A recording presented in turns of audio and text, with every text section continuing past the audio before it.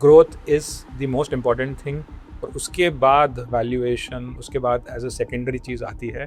आप वैल्यूएशन से अगर स्टार्ट करेंगे और ग्रोथ को इग्नोर करेंगे तो आपको एटलीस्ट इंडियन मार्केट में सक्सेस मिलना मुश्किल है।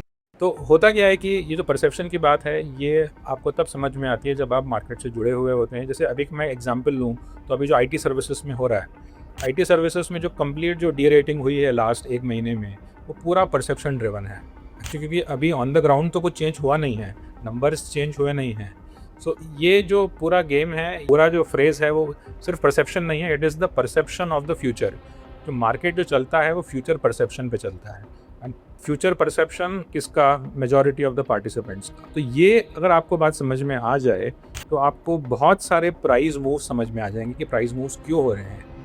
मैंने जो मार्केट्स को देखा है और समझा है और एनालिसिस किया है, क्योंकि मैं हर साल एक एक्सरसाइज करता हूँ जो मुझे लगता है कि सब लोगों को करनी चाहिए, कि कोई भी आप पॉइंट ले लीजिए जब भी आपके पास टाइम है, और आप लास्ट 12 मंथ्स के जो विनर्स की जो लिस्ट है above a certain market cap, let's say 5000 crore, जो भी आपका थ्रेशोल्ड है, वो आप लिस्ट निकालिए और आप पीछे जाके उसका देखिए एनालिसिस कि ये कंपनीज में इतना बड़ा मूव क्यों आया। वो मूव ऊपर भी हो सकता है, वो मूव नीचे भी हो सकता है, बोथ साइड्स आप एनालिसिस कर सकते हैं। ये जो एनालिसिस है मैं लगभग करता रहता हूँ। जब भी बिग विनर्स मैं स्टडी करता हूँ तो मुझे इन एनालिसिस ये पता चलता है कि ऑन एन एवरेज जो टाइम फ्रेम है एक मूव का, एक सेक्टर का, that is anywhere between 18 to 24 months, right. So अगर जो आपने एज की बात की, अगर आप देखेंगे जो डिफेंस के स्टॉक्स लास्ट साइकिल में जो ऊपर गए, या पावर स्टॉक्स जो लास्ट साइकिल में ऊपर गए, अगर आप कोई भी निकाल के देखेंगे तो on an average it will be a 1.5 to 2 year journey जहाँ पे उनका री रेटिंग होता है, राइट। सो ये एक रूल ऑफ थंब मैं रखता हूँ। इसका मतलब ये नहीं है कि हर कंपनी इस पे, मतलब इसी नंबर पे जाकर रुक जाएगी। कुछ कंपनीज हैं जो मल्टी ईयर भी जा सकती हैं।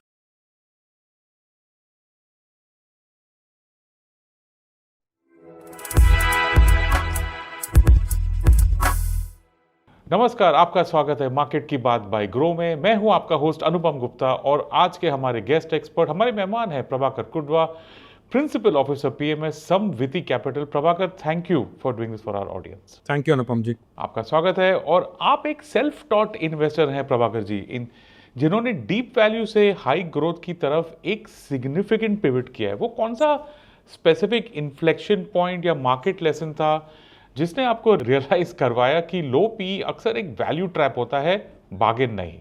हाँ, जैसे आपने बोला कि जो लर्निंग स्टार्ट हुई वो बिकॉज मेरा बैकग्राउंड इंजीनियरिंग का है, so I am a computer science engineer. तो मार्केट्स में पहले से मेरी ये थी, from the time I was 16 मैं मार्केट्स को ट्रैक कर रहा हूँ। सो इनिशियली जो सब करते हैं मैंने भी किया, वॉरेन बफेट के बुक्स पढ़े, चार्ली मंगर को पढ़ा, फिल फिशर को पढ़ा, तो बेंजामिन ग्राहम से स्टार्ट किया actually, the intelligent investor, right. तो valuation was the most important metric. सबसे इंपॉर्टेंट जो चीज़ होती है वो वैल्यूएशन होती है, यही सिखाया जाता है। सो आप लो पी लीजिए, या जिनको नेट्स बोलते थे बेंजामिन ग्राहम, जो कंपनी को नेट वर्किंग कैपिटल से भी कम प्राइस में मार्केट कैप में आपको लेना है। तो शुरुआत यहीं से हुई, बट फिर समझ में आया जैसे जैसे रिजल्ट्स आते गए। जैसे मैंने बोला कि सेल्फ थॉट का मतलब क्या होता है। सेल्फ थॉट का मतलब ये है कि आप कुछ एक्सपेरिमेंट करते हैं, उसके रिजल्ट्स देखते हैं, रिजल्ट्स एनालाइज करते हैं, और फिर आप नेक्स्ट लेवल पे अपनी जर्नी को लेके जाते हैं। तो जब शुरुआत लो पी से की, फिर समझ में आया, 1-2 साल में समझ में आ गया कि सिर्फ लो पी स्टॉक्स लेने से पैसे नहीं बनते हैं। तो फिर जो नेक्स्ट स्टेप था वो धीरे से पीटर लिंच से मुलाकात हुई, one upon wall street book पढ़ी, तो वहाँ पे समझ में आया कि ग्रोथ इन्वेस्टिंग क्या होती है। वहाँ पे समझ में आया कि पी जी रेशो क्या होता है। एक एब्सोल्यूट लो पी रेशो को ना देखकर आप पी और ग्रोथ दोनों को साथ में देख के आप कैसे इन्वेस्टिंग कर सकते हैं। तो पीटर लिंच से ये सीखा और फिर ग्रोथ इन्वेस्टिंग की तरफ स्टार्ट किया, और ग्रोथ इन्वेस्टिंग में अच्छा सक्सेस मिला। ये समझ में भी आया कि जो जो बड़े विनर्स होते हैं मार्केट में वो ग्रोथ ड्रिवन ही होते हैं। तो ये सब धीरे धीरे समझ में आया, और तो एक कोई इन्फ्लेक्शन पॉइंट नहीं था, इट वाज अ जर्नी। और मोस्ट इम्पॉर्टेंट, जैसे मैंने बोला कि रिजल्ट्स, अपने रिजल्ट्स को खुद एनालाइज करना बहुत इंपॉर्टेंट है। जब एनालाइज किया तो ये बात उभर के आई कि growth is the most important thing, और उसके बाद वैल्यूएशन, उसके बाद एज अ सेकेंडरी चीज़ आती है। आप वैल्यूएशन से अगर स्टार्ट करेंगे और ग्रोथ को इग्नोर करेंगे तो आपको एटलीस्ट इंडियन मार्केट में सक्सेस मिलना मुश्किल है। तो आप कहते हैं कि मार्केट एक परसेप्शन मशीन है, ठीक है? तो डेली नॉइज और वॉलेटिलिटी को फिल्टर करके ना आप उस गैप पर कैसे फोकस करते हैं जो मार्केट की करंट एक्सपेक्टेशन और एक्चुअल फंडामेंटल रियलिटी के बीच में होता है? वो गैप पे आप फोकस कैसे करते हैं? तो पहली जो चीज़ है वो ये है कि आपको मार्केट से जुड़े रहना इम्पॉर्टेंट है, क्योंकि अगर आप, जैसे हम लोग एक्टिव इन्वेस्टर्स हैं, हम लोग प्रोफेशनली पैसा मैनेज करते हैं through the PMS, through the AIF. So market से जुड़े रहना बहुत इंपॉर्टेंट है अगर आपको ये परसेप्शन की बात समझनी है, क्योंकि वरना क्या होगा कि आप सिर्फ वंस इन अ क्वार्टर आप क्वार्टरली रिजल्ट देखेंगे, कुछ थोड़ा बहुत सीएनबीसी पे सुन लेंगे। अगर आप उस बेसिस पे इन्वेस्ट कर रहे हैं तो ये परसेप्शन वाली बात आपको समझ में नहीं आएगी। और अगर आपके पास टाइम नहीं है तो अगर आपके पास मतलब एक्टिवली डेडिकेट करने के लिए अगर टाइम नहीं है मार्केट्स के लिए, तो आपको म्यूचुअल फंड का रूट ही लेना चाहिए, मैं तो यही बोलता हूँ। वरना हम जैसे प्रोफेशनल्स से हेल्प लेनी चाहिए। जैसे अभी मैं एग्जांपल लूँ, तो अभी जो आईटी सर्विसेज में हो रहा है, आईटी सर्विसेज में जो कंप्लीट जो डी रेटिंग हुई है लास्ट एक महीने में, वो पूरा परसेप्शन ड्रिवन है एक्चुअली, क्योंकि अभी ऑन द ग्राउंड तो कुछ चेंज हुआ नहीं है, नंबर्स चेंज हुए नहीं हैं। सो ये जो पूरा गेम है, ये परसेप्शन ऑफ द फ्यूचर, जो पूरा जो फ्रेज है वो सिर्फ परसेप्शन नहीं है, it is the perception of the future. जो मार्केट जो चलता है वो फ्यूचर परसेप्शन पे चलता है। एंड फ्यूचर परसेप्शन किसका? मेजॉरिटी ऑफ द पार्टिसिपेंट्स का। तो ये अगर आपको बात समझ में आ जाए तो आपको बहुत सारे प्राइस मूव समझ में आ जाएंगे कि प्राइस मूव्स क्यों हो रहे हैं। तो ऐसे अगर आप कोई भी अगर एग्जांपल्स आप निकाल के देखते हैं, इवन अगर आप एनवीडिया का एग्जांपल निकाल के देखें ग्लोबल मार्केट्स में, तो एनवीडिया की जो रैली है वो रिजल्ट आने के बहुत पहले से शुरू हो गई थी। जिस दिन चैट जीपीटी रिलीज़ हुआ उस दिन से वो रैली स्टार्ट हो गई थी। पर इंडिया में ही देखेंगे, जो प्राइम मिनिस्टर ने जो जीएसटी के रिफॉर्म्स अनाउंस किए थे इंडिपेंडेंस डे को, उसके अगले दिन से ही ऑटो एंसिलरीज गैप अप होके ऊपर जाने चले शुरू हो गए थे। वो रिजल्ट्स और फंडामेंटल को उन्होंने वेट नहीं किया है। तो मार्केट परसेप्शन पे ही काम करता है, और आपको जो परसेप्शन और फंडामेंटल का जो गैप है, वो गैप आपको न्यूज़ फ्लो में मिलता है। न्यूज़ फ्लो हो गया, कॉर्पोरेट अनाउंसमेंट्स हो गया, और वो जो एबिलिटी है वो आपको डेवलप करना पड़ेगा कि न्यूज़ फ्लो अगर आप सुनते हैं कोई न्यूज़, तो उसका इम्पैक्ट आपकी कंपनी पे, आपके सेक्टर पे क्या पड़ेगा। वो इम्पैक्ट मीनिंगफुल है कि नहीं है, कि कोई छोटा सा इम्पैक्ट है या बड़ा इम्पैक्ट है, या सेक्टर वाइड इम्पैक्ट है या कुछ कंपनीज़ पे इम्पैक्ट है। तो ये जो बात है, ये आपको धीरे धीरे अपना स्किल सेट इस पे बढ़ाना पड़ेगा, और ये चीज़ एक्सपीरियंस से आती है।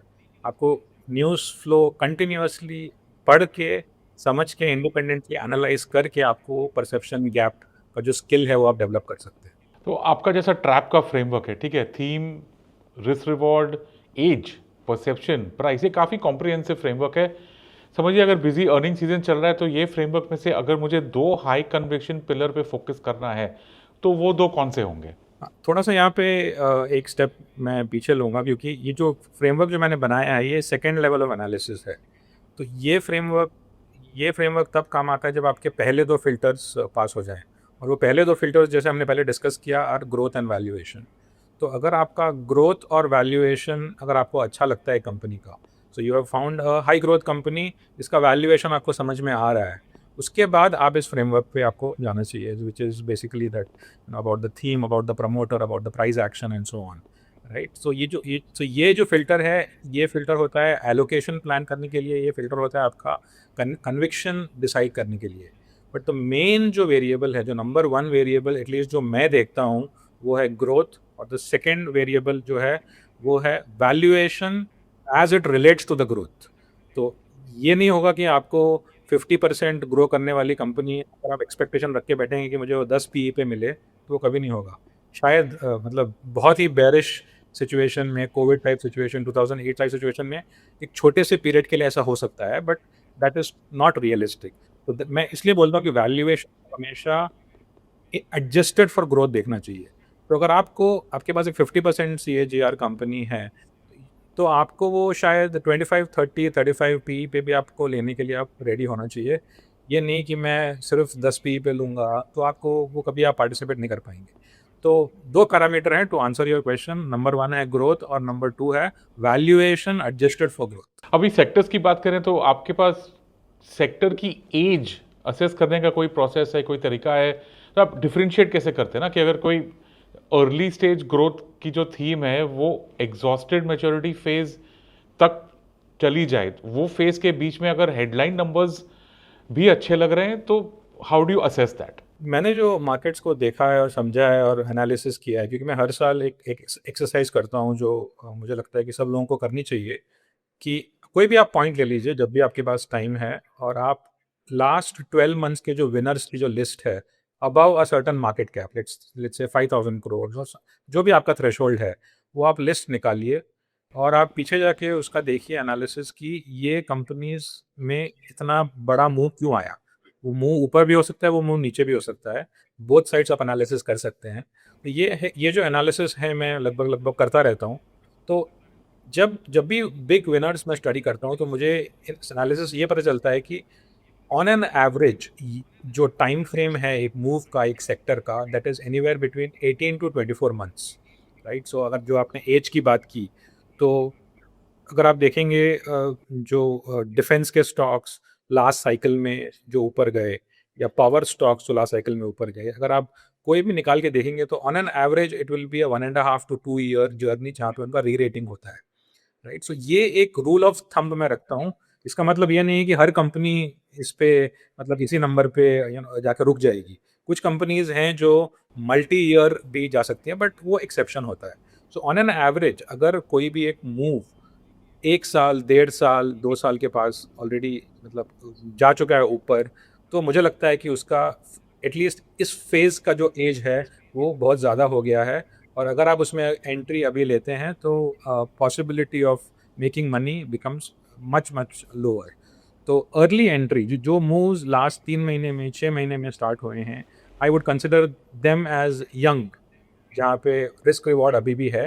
बट जैसे जैसे ये टाइम बढ़ता जाता है आपका रिस्क रिवॉर्ड इक्वेशन चेंज होता रहता है। चलिए ठीक है, अभी आपका फ्रेमवर्क के ऊपर हमने काफ़ी बातचीत की है, अभी अर्निंग्स पे थोड़ी बातचीत कर लें। जी। तो जो अर्निंग सरप्राइज की स्ट्रैटेजी है वो क्या है? मतलब आप कोई भी मैनेजमेंट से मिलेंगे रिजल्ट्स के टाइम पे, एनालिस्ट कॉल पे, तो वो बोलते हैं कि कंपनी के रिजल्ट्स तो काफ़ी रोबस्ट थे, लेकिन एक्सपेक्टेड ग्रोथ और गेम चेंजिंग अर्निंग सरप्राइज को आप डिफरेंशिएट कैसे करते हैं, फॉर दिस अर्निंग सरप्राइज की स्ट्रैटेजी? में दो मेन चीज़ें हैं। एक एक जो है वो ये है कि आपको एब्सोल्यूट ग्रोथ नहीं देखना है, आपको delta change in the growth rate देखना है, जो बोलते हैं हम acceleration in the growth rate. तो अगर एक कंपनी 20% CAGR पे ग्रो कर रही थी और सडनली वो 30-35% CAGR पे ग्रो करना स्टार्ट कर देती है, वो आपका पहला स्कैन है। हाँ, तो मैं वर्ड यूज़ कर रहा हूँ स्कैम, क्योंकि इसना जस्ट बिकॉज वो कंपनी फास्ट ग्रो करी इसका मतलब ये नहीं कि वो बाई कैंडिडेट हो गया। तो ये आपका पहला स्कैन है कि यहाँ पे बेसिकली आपको क्या देखना है कि आपको कुछ नया देखना है, कुछ अलग हो रहा है यहाँ पे। वो आपका ट्रिगर पॉइंट होना चाहिए। शायद कंपनी कुछ भी ग्रो ना कर रही हो और सडनली ट्रिपल डिजिट ग्रोथ में आ जाए, ऐसे बहुत सारे टर्न अराउंड कैंडिडेट्स होते हैं। या फिर कोई भी अगर एक टेलविंड उस सेक्टर में आ जाए तो ग्रोथ रेट्स बढ़ जाते हैं, या कुछ रॉ मटेरियल का इशू आ जाए तो ग्रोथ रेट्स बढ़ जाते हैं, मार्जिन एक्सपांशन हो जाता है। तो आपको क्या देखना है कि यहाँ पे कुछ अलग हो रहा है क्या, ये सवाल मैं पूछता हूँ। पहली पहली बात वो। दूसरी बात ये आपको देखनी है कि ये जो जो अलग हो रहा है, ये एक नेग्लेक्टेड स्टॉक में या नेग्लेक्टेड सेक्टर में हो रहा है कि नहीं। क्योंकि अगर ग्रोथ रेट एक्सेलरेट हो रही है, बट अगर स्टॉक लास्ट 6 महीने में 50%, 100% ऊपर जा चुका है, इसका मतलब वहाँ पे ऑलरेडी लोगों ने वो एनालिसिस ऑलरेडी कर लिया था और वो प्राइज इन हो गया है। तो आपको ये जो अर्निंग्स का जो एनालिसिस है, ये आपको अप्लाई करना है नेग्लेक्टेड स्टॉक्स पे। So neglect can be price neglect, जैसे मैंने बोला कि लास्ट 3 से 6 महीने में there is not much movement in that stock, और it could be media neglect कि कोई उसको कवर नहीं कर रहा है। तो different kinds of neglects are, institutional neglect. तो ये आपको देखना है कि ये कंपनी अभी फास्ट ग्रोथ कर रही है, 20 से 30 हो गया, नंबर वन। सेकंड आपको देखना है कि is it a neglected company, या सब ट्विटर पे हर जगह पे इसकी बात हो रही है। अगर हो रही है तो आपको तो इससे थोड़ा दूर रहना पड़ेगा। और तीसरी बात आपको ये समझना है कि क्या ये ग्रोथ सस्टेनेबल है कि नहीं। क्या ये growth at least for the next 3-4 quarters, 2-3 quarters आपको एक व्यू बनाना पड़ेगा। और मेरा जो स्टाइल है, मैं बोलता हूँ कि मैं एक 6 से 8 क्वार्टर का व्यू लेता हूँ। मैं अगले 5 साल का व्यू नहीं लेता, क्योंकि ऑनेस्टली स्पीकिंग मुझे नहीं लगता है कि किसी को भी वो व्यू मतलब लेना पॉसिबल है कि अगले 5 साल में, 3 साल में क्या होने वाला है। मैनेजमेंट्स को खुद पता नहीं होता है। तो as analysts, as fund managers, ज़्यादा से ज़्यादा हम लोग नेक्स्ट 2-3 क्वार्टर का व्यू ले सकते हैं। तो ये 3 चीज़ें मैं देखता हूँ। नंबर 1, जो क्वार्टरली रिजल्ट्स आए हैं उसमें कुछ आउट ऑफ द वे हो रहा है, कुछ नया हो रहा है in terms of top line, in terms of margin, right. दूसरा मैं देखता हूँ नेग्लेक्ट, और तीसरा मैं ये फाइंड आउट करने की कोशिश करता हूँ कॉन्फ्रेंस कॉल पढ़ के या मैनेजमेंट को सुन के कि क्या ये चीज़ सस्टेनेबल है। तो समझिए ऐसा कोई game changing earning surprise actually हो गया, राइट? तो रिटेल इन्वेस्टर्स क्या है, वो लोग देखते हैं कि रिजल्ट्स के बाद स्टॉक प्राइस 10-15% ऊपर चला गया, तो थोड़ा हिचकिचाते हैं। आपके एक्सपीरियंस में ये जो इनिशियल ब्रेकआउट होता है ना, तो ये टिप ऑफ द आइसबर्ग होता है स्ट्रक्चरल ट्रेंड के लिए, जैसे आपने बताया 6 से 8 क्वार्टर के लिए? इसमें भी दो चीज़ें हैं। एक, बहुत सारे स्टॉक्स जो होते हैं वो, जो मैं बोलता हूँ, 1 क्वार्टर वंडर होते हैं। मतलब एक क्वार्टर उनका आ गया, अगले क्वार्टर से फिर back to status quo, back to the old story, right. तो ये जज करना इम्पॉर्टेंट होता है कि ये मल्टी क्वार्टर स्टोरी है या इंडिविजुअल सिंगल क्वार्टर स्टोरी। तो ये आप जज कैसे करेंगे? So one of the ways to जज दिस इज़ कि आपको उसी सेक्टर में बाकी कंपनी के रिजल्ट्स पे भी थोड़ा ध्यान देना पड़ेगा। अगर सेक्टोरल लेवल पे ये एक्सेलरेशन इन ग्रोथ आ रहा है, फिर आपको समझ जाना चाहिए कि यहाँ पे कुछ हो रहा है, क्योंकि जनरली जो ये स्ट्रक्चरल मूव्स होते हैं, जो मल्टी क्वार्टर्स मूव्स होते हैं, ये एक सेक्टर और थीमेटिक लेवल्स पे होते हैं। इंडिविजुअल कंपनी में जो टर्न अराउंड वगैरह होता है वो हैं एक्सेप्शंस, बट वो अगर आपको प्रिडिक्ट करना है तो आपको उस कंपनी के बारे में स्पेसिफिक नॉलेज होना इंपॉर्टेंट है। बट अगर आपको दिख रहा है कि इसी सेक्टर से, इसी थीम से बाकी कंपनीज में भी ये एक्सेलरेशन आ रहा है, देन आपका जो थीसिस है वो थोड़ा स्ट्रांग हो जाता है। Then you can go ahead and bet on those companies even if they are gap up. और मैंने पिछले क्वेश्चन में जो मैंने आंसर किया, तो द आइडिया ऑफ नेग्लेक्ट वो बहुत इंपॉर्टेंट है, क्योंकि अगर स्टॉक नेग्लेक्टेड है और रिजल्ट के बाद 10% ऊपर जाता है, it can still be a good by. But अगर स्टॉक लास्ट 3 महीने में 50% ऊपर जा चुका है और उसके बाद गैप अप होता है, then you have to probably wait for a pull back, right. So ये जो कॉन्टेक्स्ट है बहुत इंपॉर्टेंट है कि स्टॉक प्री रिजल्ट क्या कर रहा था और पोस्ट रिजल्ट स्टॉक ने क्या किया। तो ये दूसरी चीज़ है। द थर्ड थिंग इज, जो आपको इस एनालिसिस में देखना है, वो ये है, जैसे मैंने बोला कि मार्केट एनवायरनमेंट कैसा है। क्योंकि ये जो अर्निंग्स का जो स्ट्रैटेजी है, ये बुल मार्केट में तो बहुत ही खूब चलता है, और जैसे बहुत सारी स्ट्रैटेजीज हैं, बेयर मार्केट में स्ट्रैटेजीज का जो एफिकेसी जो बोलते हैं, जो स्ट्रैटेजी का जो एफिशिएंसी होता है, वो सिग्निफिकेंटली कम हो जाता है। Not because anything is wrong, because market में वो एंथुजियाज्म नहीं होता है, specially in the mid and small cap, right. तो अगर मार्केट एनवायरनमेंट अच्छा नहीं है तो आपको चेज नहीं करना चाहिए। जैसे लास्ट 6 महीने, 1 साल में जो मार्केट एनवायरनमेंट था, तो हमको शायद उस एनवायरनमेंट में चेज नहीं करना चाहिए। और अगर आपको पता है कि मार्केट एक बुल ग्रिप में है और बुलिश फेज में है, तो फिर आप थोड़ा बहुत रिस्क लेके चेज कर भी सकते हैं, अगर जो मैंने पहले 2 पॉइंट बताया आपको, अगर वो सेटिस्फाई होते हैं, विच इज़ कि अगर ये सेक्टोरल लेवल पे ग्रोथ आ रही है और नेग्लेक्टेड स्टॉक है, और अगर मार्केट एनवायरनमेंट अच्छा है तो आप बाई कर सकते हैं। अगर मार्केट एनवायरनमेंट अच्छा नहीं है तो टिपिकली आपको एक पुल बैक देखने को मिलेगा, आप उस पुल बैक में एंट्री ले सकते हैं। ठीक है, पोजीशन साइजिंग के बारे में बात करने से पहले ना प्रभाकर जी, आप मुझे ये बताइए कि प्रॉफिट एंड लॉस के अलावा मैनेजमेंट कमेंट्री में कौन से ऐसे छुपे हुए राज हैं जो बताते हैं कि अर्निंग्स क्या जो सरप्राइज है, जो बीट है, जो बोलते हैं, वो वन ऑफ नहीं है, एक्चुअली सस्टेनेबल है? पहले जब रिजल्ट आता है तो एक मीडिया रिलीज आता है, so that is one document जो आपको पढ़ना है। उसके इमीडिएटली बाद एक इन्वेस्टर प्रेजेंटेशन आता है, और उसके बाद कॉन्फ्रेंस कॉल का ऑडियो और ट्रांसक्रिप्ट आता है। सो ये 3 चीज़ें हमारे पास हैं समझने के लिए कि ये सस्टेनेबल है कि नहीं है। तो पहले बात तो जनरली अगर आप देखेंगे तो मीडिया रिलीज में जो मैनेजमेंट का जो टोन है, मतलब मैनेजमेंट जिस तरह से बात कर रहा है, बिकॉज उसमें 1 या 2 लाइन रहेगा फ्यूचर के बारे में, 1 या 2 लाइन रहेगा अबाउट कि मार्जिन्स सस्टेनेबल है कि नहीं है, या कुछ और नए ऑर्डर विंस हो रहे हैं, कैपेक्स का क्या सिचुएशन चल रहा है।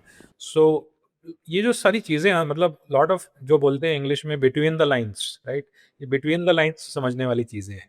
तो अगर एक नया इन्वेस्टर है तो शायद उनको उतना क्लियरली समझ में ना आए, जैसे शायद मुझे आता है, क्योंकि मैं बहुत सालों से ये कर रहा हूँ।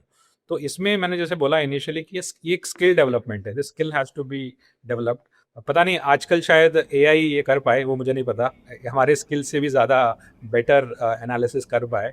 बट मैनेजमेंट्स का जो जो टोन होता है in terms of the future what they are saying, right. तो मीडिया रिलीज में वो थोड़ा बहुत आपको पता चल जाता है, बट उसका डिटेल में आपको कॉन्फ्रेंस कॉल में ही पता चलता है, क्योंकि कॉन्फ्रेंस कॉल में डिफरेंट एनालिस्ट जो होते हैं वो अलग अलग एंगल से क्वेश्चन पूछते हैं।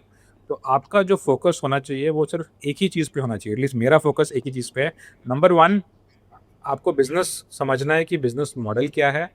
अगर आपका बिजनेस मॉडल ऑलरेडी समझ में आ गया है, क्योंकि आप उस कंपनी को ट्रैक करते हो, तो मोस्ट इम्पॉर्टेंट चीज़ जो है वो ये है कि फ्यूचर के बारे में क्या स्टेटमेंट्स वहाँ पे आ रहे हैं। What is the management talking about the future of 3 or 4 parameters. One is revenue, one is margin, one is margins. capex, right? And one is generally their order book or anything like that.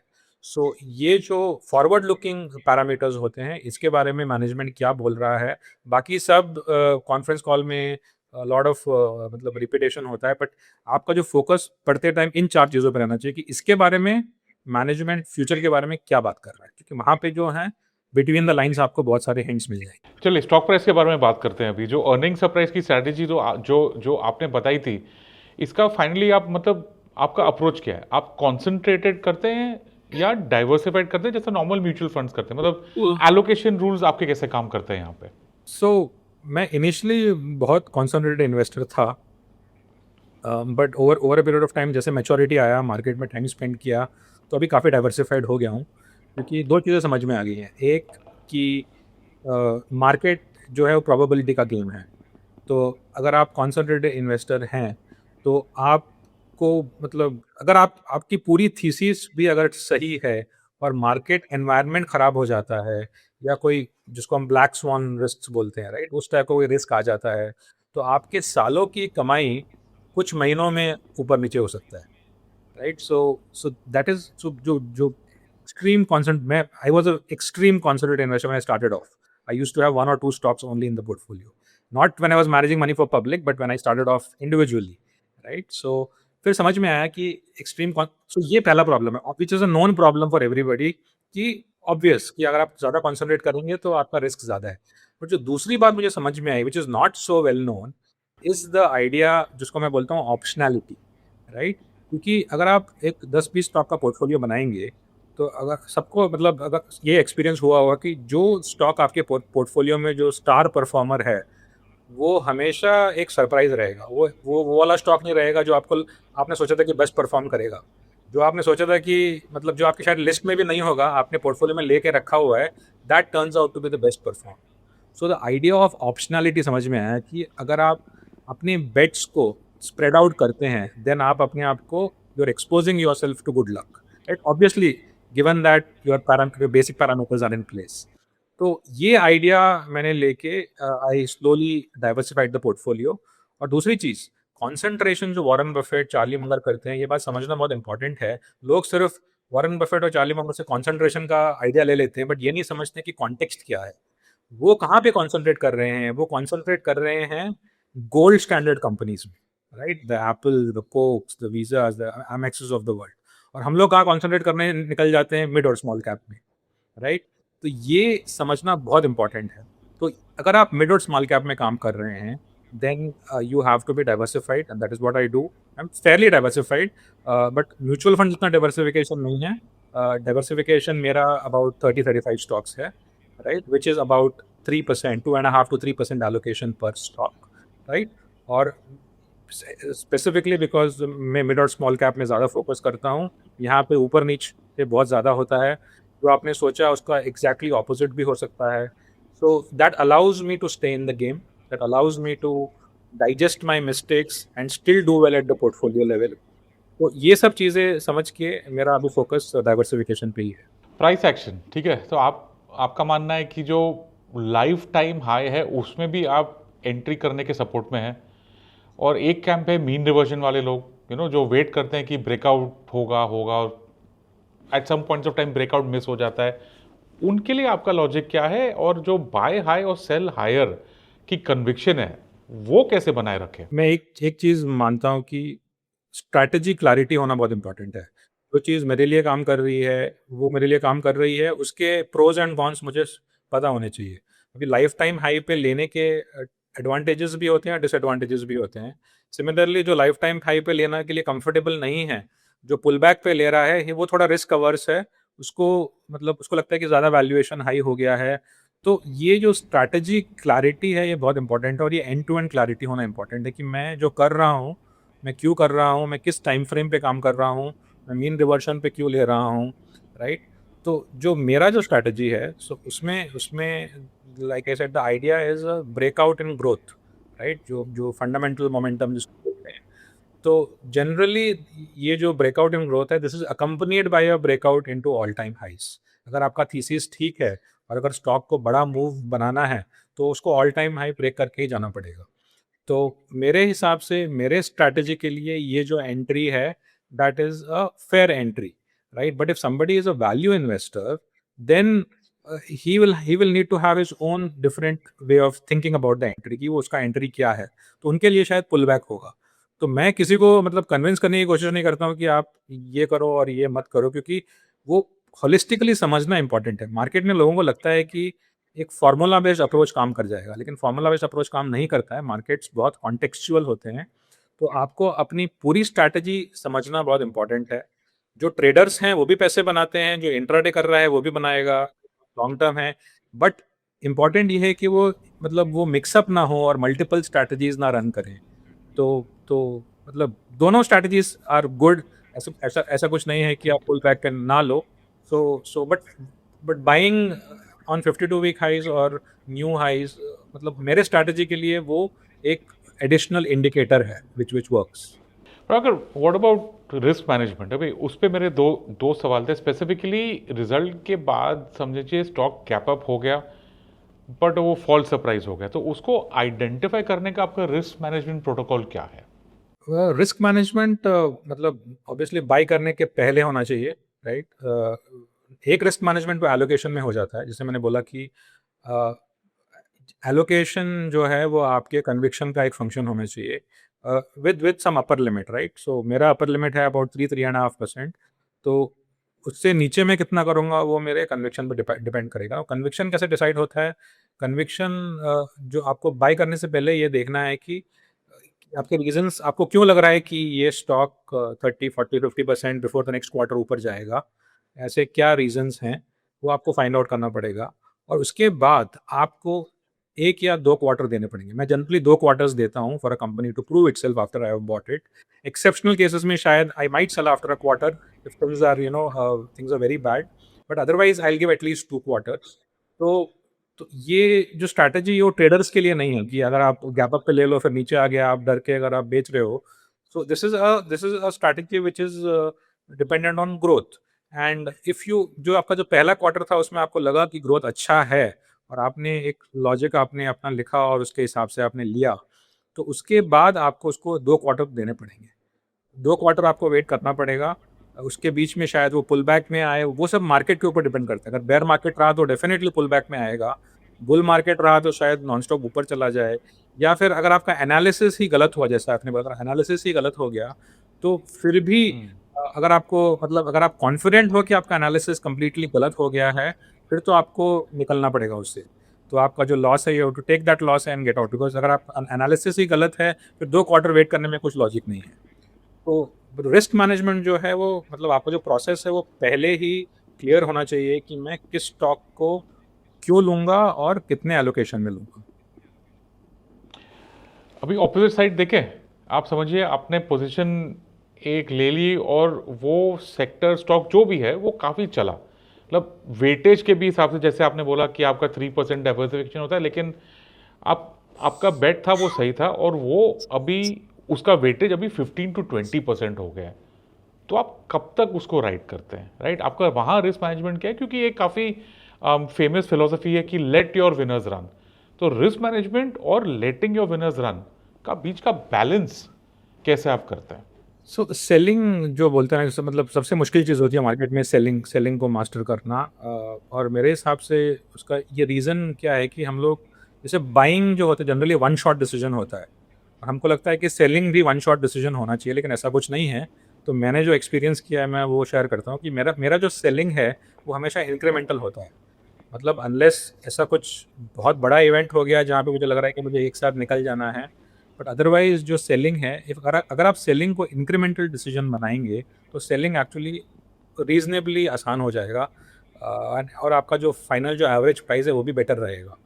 तो अगर कोई stock जो मैंने 3% पे लिया वो 15% हो गया, बिकॉज वो 5 बैगर बन गया और वो 15% हो गया, तो एक तो ये है कि in that journey I will keep trimming, right. वो 5 से 15 में शायद मैं 2-3% में on sell into strength type of a strategy है कि I will keep reducing it whenever मुझे लगता है कि ये थोड़ा मतलब एक्सटेंडेड हो गया है। That is one.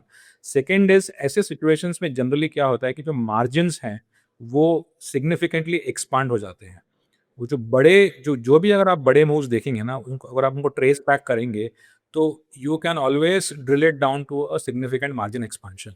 जनरली ऐसा क्योंकि क्योंकि जब टॉप लाइन ग्रोथ बहुत फास्ट होती है तो operating leverage comes into play और मार्जिन जो है वो एक्सपांड हो जाता है।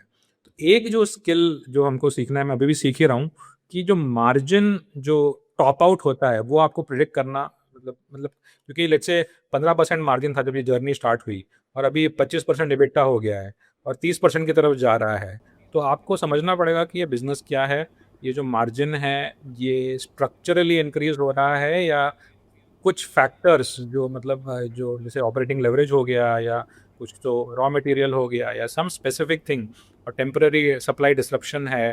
तो मार्जिन को प्रिडिक्ट करना is very important skill from a selling point of view.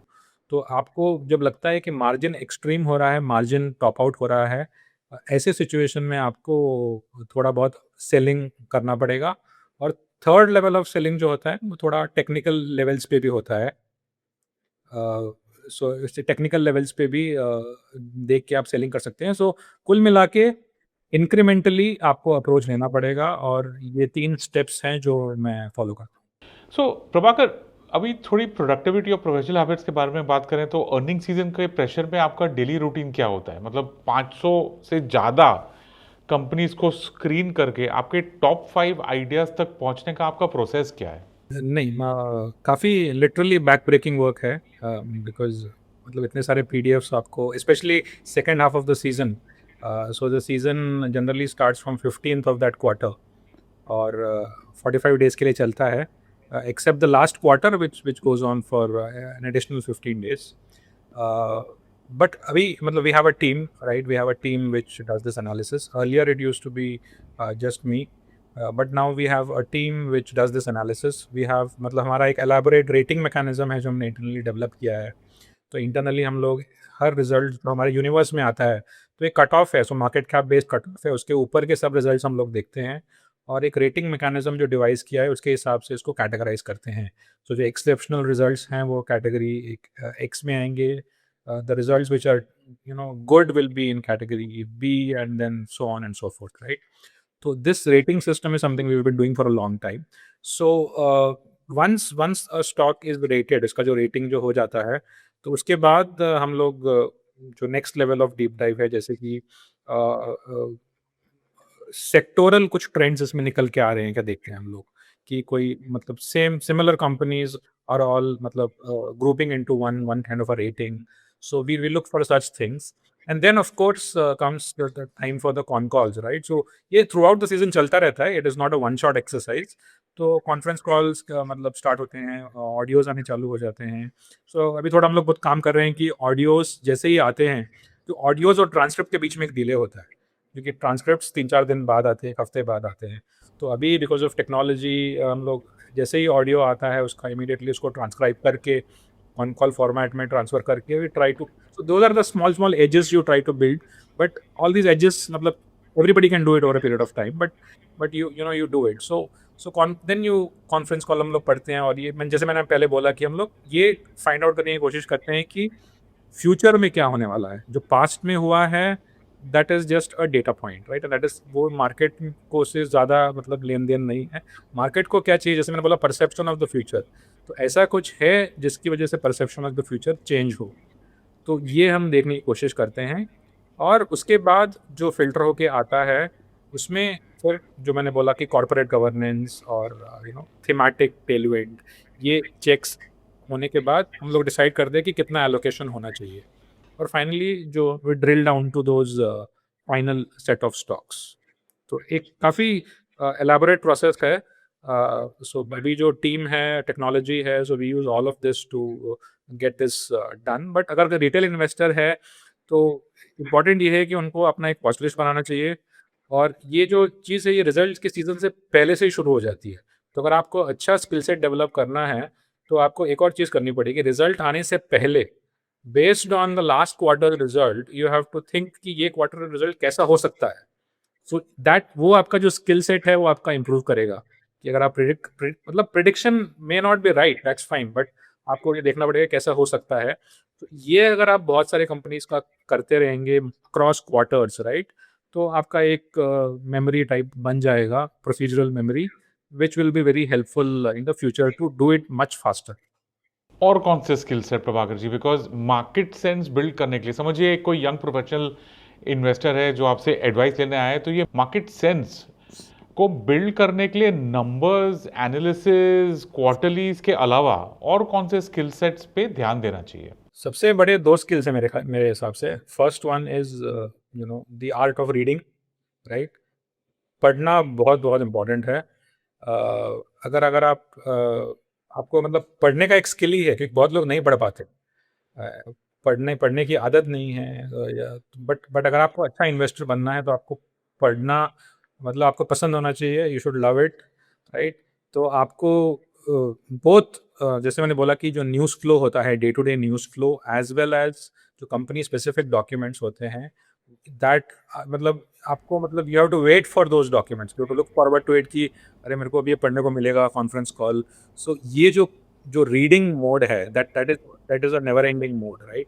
So you have to be in that mode where you read a lot, right. तो हम जो जो भी मैंने स्किल सेट डेवलप किया है और जो भी मैंने अच्छे इन्वेस्टर्स देखे हैं, सब लोग रीडर्स हैं, all of them are readers, they all read a lot, and reading में ही एज है।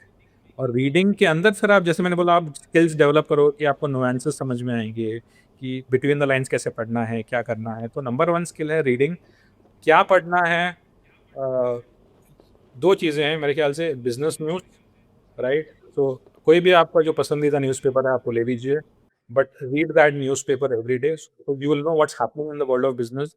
Lot of edge comes from there. Number two is company specific documents, right?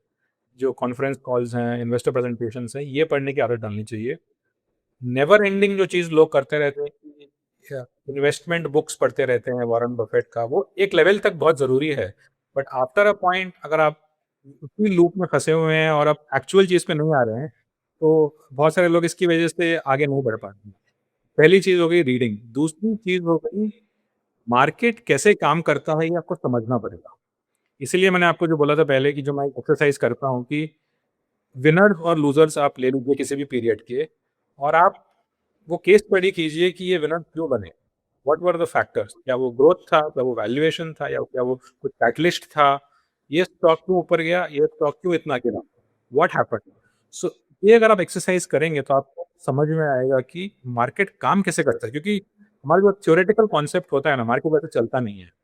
जो पहली लर्निंग जो मैंने आपको बोली कि जो वैल्यू इन्वेस्टिंग, वो सब बहुत इंपॉर्टेंट कॉन्सेप्ट्स हैं, बट बहुत कॉन्टेक्चुअल होते हैं। आपको मतलब जो मैंने इंटेलिजेंट इन्वेस्टर मैंने 15-20 साल पहले पढ़ी, और सेम बुक अगर मैं आज पढ़ता हूँ, तो हर एक लाइन का अलग मतलब निकलेगा, क्योंकि मेरा अभी कॉन्टेक्स्ट पूरा चेंज हो गया है।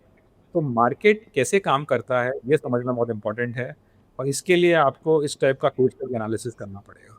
सो कोई भी नया इन्वेस्टर है, दीज आर थिंग, एक आप पढ़ने की आदत डालिए, reading the right things, and second is watch the markets, और समझिए कि मार्केट कैसे काम कर रहा है, मार्केट्स में क्या मैटर करता है, किस टाइप का ग्रोथ मैटर करता है, किस टाइप का अर्निंग्स मैटर करता है, मार्केट एनवायरनमेंट क्या चीज़ होती है, ये चीज़ें समझना बहुत important चलिए ठीक है प्रभाकर जी, लास्ट के दो सवाल समिति पे, लाइक आपका जो अप्रोच है, समिति कहता है कि क्वालिटेटिव और क्वांटिटेटिव का एक मिक्स है। है। जी, मोमेंटम में कौन कहाँ तक काम करता है, और फिर क्वालिटेटिव जजमेंट जो है वो कहाँ से शुरू होता है? कोई रियल लाइफ एग्जांपल जहाँ दोनों क्लैश हुए हों? जी, जैसे मैंने आपको एग्जांपल दिया अभी, जो हम लोग अर्निंग्स का जो एनालिसिस करते हैं, राइट, जो इनिशियल पार्ट है वो पूरा क्वांटिटेटिव है। जो रेटिंग का जो हमने मेथोडोलॉजी बनाया है, जो हमने टीम को दिया है, वो रिजल्ट्स आते हैं, वो ऑटोमेटिकली डिफरेंट कैटेगरीज में असाइन हो जाते हैं सेक्टोरल, और we look for quantitatively, we look for कि कहाँ कोई सेक्टर उभर के आ रहा है क्या। उसके बाद जो फाइनल डिसीजन होता है एलोकेशन का, कॉर्पोरेट गवर्नेंस का, ये सभी चीज़ें होती हैं क्वालिटेटिव, राइट। तो बेस्ट केस तब होता है जब क्वालिटेटिव और क्वांटिटेटिव दोनों आपके फेवर में हो, तब आप थोड़ा हायर एलोकेशन कर सकते हैं। बट जब इन दोनों का मिलन नहीं होता है, जब जब ऑपोजिट रहते हैं जैसे आपने बोला, तो वो चीज़ आपको एलोकेशंस में मैनेज करनी पड़ेगी। क्योंकि कई बार होता है ना, हम लोग हमारे बायसेस होते हैं, वी आर ब्लाइंड साइडेड। तो ऐसा नहीं है कि हमारी क्वालिटेटिव जजमेंट हमेशा अच्छी रही, ये मेरा एक्सपीरियंस रहा है। मेरी क्वालिटेटिव जजमेंट बहुत बार गलत हो चुकी है, राइट। जहाँ पे लगता है कि क्वांटिटेटिव अगर मैं फॉलो करता तो शायद हो जाता। तो अगर क्वालिटेटिव और क्वांटिटेटिव में डिफरेंस आ रहा है, जैसे मैंने बोला, एक एग्जांपल देता हूँ, मैं, कंपनी थी शक्ति pumps. Corporate governance is nothing out of the world, it's in fact, right, but it was a very big winner for us in the last cycle, purely on quantitative. तो ये कैसे मैनेज किया? ये मैनेज किया allocation से। अगर आपके पास सिर्फ एक चीज़ आपके फेवर में है तो आप एलोकेशन थोड़ा कम कर दीजिए, दोनों आपके फेवर में है तो आप एलोकेशन थोड़ा हायर ले सकते हैं। So that is how we do it. चलिए आखिरी सवाल प्रभाकर जी, 40 करोड़ से 1700 करोड़ तक पहुंचने के बाद मोमेंटम थोड़ा टफ हो जाता है, स्पेशली सिंस आपका फोकस स्मॉल और मिड कैप्स में है, जहां प्राइस इंपैक्ट की वजह से मोमेंटम थोड़ा अफेक्ट हो ही जाता है। तो एयूएम बढ़ने के साथ आपका अप्रोच चेंज हुआ है तो कैसे, और क्या एक लिमिट है जहां प्योर मोमेंटम थोड़ा सा इम्प्रैक्टिकल हो सकता है? तो यहाँ मतलब आपके दो सवाल हैं एक्चुअली, दोनों इंपॉर्टेंट सवाल हैं। सो एयूएम, आई थिंक जहाँ पे अभी हम लोग हैं, उतना बड़ा भी कुछ खास एयूएम नहीं है हमारा। मतलब may be if you grow another 3x 5x, I think फिर जो आप बोल रहे हैं वो प्रॉब्लम्स आ सकते हैं। But at this point in time, क्योंकि इंडियन मार्केट का भी ग्रोथ हुआ है, तो हमने जो जर्नी की है 40 टू 1700 1800 ओवर लास्ट 10 ईयर्स, इस 10 ईयर्स में इंडियन मार्केट का भी काफ़ी ग्रोथ हुआ है, लिक्विडिटी भी काफ़ी बढ़ी है, पार्टिसिपेशन भी काफ़ी बड़ा है। तो ये जो रेस है, ये मतलब बोथ साइड्स में इम्प्रूवमेंट आया है। तो मुझे नहीं लगता है कि कोई स्ट्रैटेजी चेंज करने की ज़रूरत है at this moment for us. But may be over the next few years और ओवर द नेक्स्ट साइकिल, अगर एयूएम जैसे मैंने बोला 3x 4x 5x होता है, in that situation, then there will be issues, especially in the small cap and the below 500 or the below 700 का जो universe है उसमें. But presently there is no issue. Second thing is momentum, right? So we actually don't run any momentum strategy, क्योंकि momentum जो मतलब जो price momentum की बात होती है generally, right? So we are running what I said is more like a fundamental momentum, whereby I am not necessarily buying something that has done well in price. तो बहुत time ऐसा होता है कि रिजल्ट्स बहुत अच्छा आया है, बट रिलेटिव स्ट्रेंथ में that stock over the last 3 months 6 months might be a laggard, but I still go and buy it because I feel that the numbers are good and the stock will do well in the future, right? But having said that, momentum के बारे में भी एक मिसनॉमर है। Momentum जो होता है ना, momentum is not a strategy, that is what I strongly believe. Momentum is a tendency of the market. तो मोमेंटम इज अ स्कैन। तो मोमेंटम से आपको आइडियाज मिल सकते हैं, बट अगर अगर आप मोमेंटम कोई स्ट्रैटेजी बना लेंगे ना, तो वो it doesn't work, because it will work in a bull market, but it will take everything and more in a bearish market और ड्यूरिंग द करेक्टिव फेजेस। तो momentum should be used as a scan, क्योंकि it is a very good research tool, especially जो मैं बोलता हूँ कि young momentum, last 3 महीने में 6 महीने में मार्केट में कहाँ में बाइंग आ रही है, अगर आप ये स्कैन्स देखेंगे तो आपको एक आइडिया मिल सकता है कि कहाँ पे एक्टिविटी हो रही है। That is not a strategy, that doesn't mean you go and buy those stocks, but that gives you an idea that okay, where should I look, where should I hunt, what's happening in the market, right? And the second thing is very old momentum, like I explained, right? Stocks which have done very well for 18 months, 24 months, they will be primed for a mean reversion, right? तो ये momentum को as a scan use करना better रहेगा rather than as a strategy. So I think those are my two points.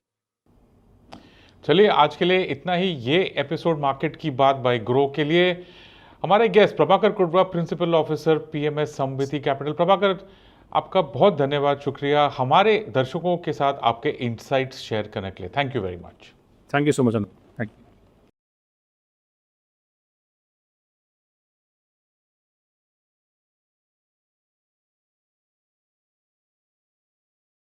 Investment in securities market are subject to market risks. Read all the related documents carefully before investing. Please read the risk disclosure documents carefully before investing in equity shares, derivatives, mutual fund, and or other instruments traded on the stock exchanges.